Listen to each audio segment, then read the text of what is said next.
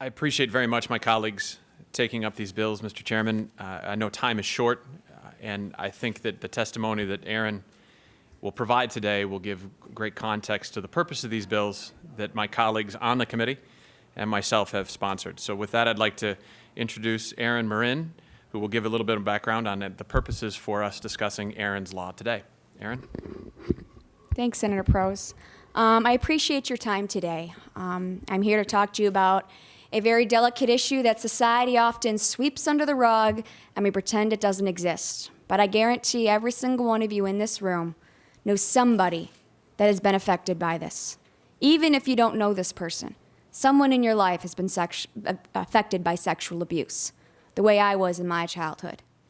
If you were to look at these pictures of me, happy, smiling, as a young little girl, 6, 7, 8, 11, 12, 13, you'd never know the horror I was enduring in my childhood.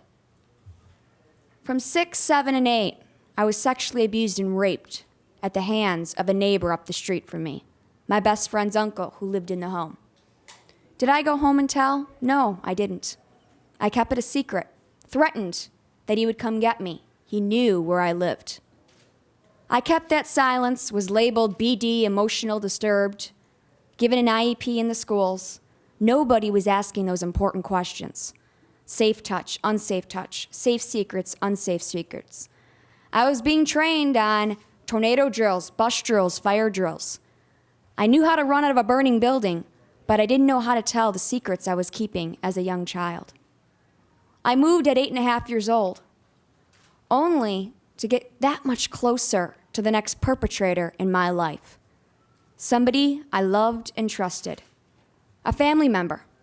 At 11 years old, I woke up to my older teenage cousin with his hands down my pants. I'll never forget this moment trying to convince myself it was all a bad dream. It really didn't happen. But that nightmare continued. 11, 12, 13. Family gatherings, holidays. Even while I babysat my little cousins. Threatened, this is our little secret. No one will believe you. If you tell anybody, you will destroy this family. Erin, you have no proof. So I stayed silent. And while I stayed in this silence, I kept my secrets locked away in my little childhood diary. And I'm just going to read to you one little thing I wrote in this little childhood diary. Just after being abused, I sobbed the whole way home. Over and over in my head, I thought about what just happened.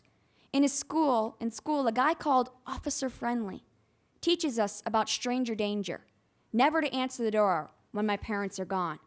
I thought people like Brian jumped out of bushes and attacked you at night.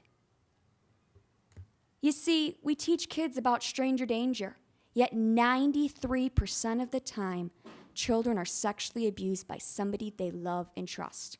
Yet we focus and zone so much in on stranger danger in our society. In 6th grade, I went through the DARE program, graduated as a little DARE graduate.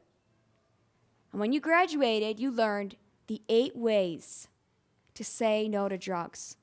But I stand here today and ask you, where were the 8 ways on how to get away and how to tell today? I decided to put that shame, the stigma, and be a voice for those who are too afraid to come forward. The voice for those of people you yourself know that have yet to speak up about this horrific crime that goes in, day out, that is going on right now in our own backyards, in our own communities.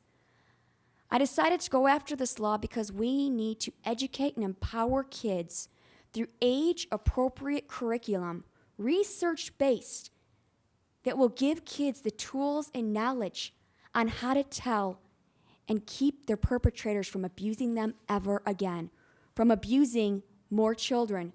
For example, the Sandusky case. So many children could have been saved in that situation. We cannot leave this up to all the adults. Look at how many adults there, from a coach, a president of a university, that continue to allow this to go on for 10 more years, seeing this man around children 10 years after it was reported. I wish we can just leave it up to the adults, but we can't, because we have adults that do not do the right thing. That's why we need to empower kids with their voice to tell, and to continue to tell until it stops.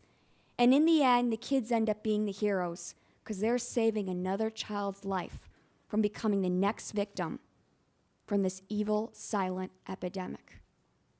I hope you will see the importance in this and help me in making Michigan be the 5th state to pass this as I go across this country on a crusade to get all 50 states and will not stop. I'm determined and will not stop until all 50 states have passed this law, and I will get it done. Thank you.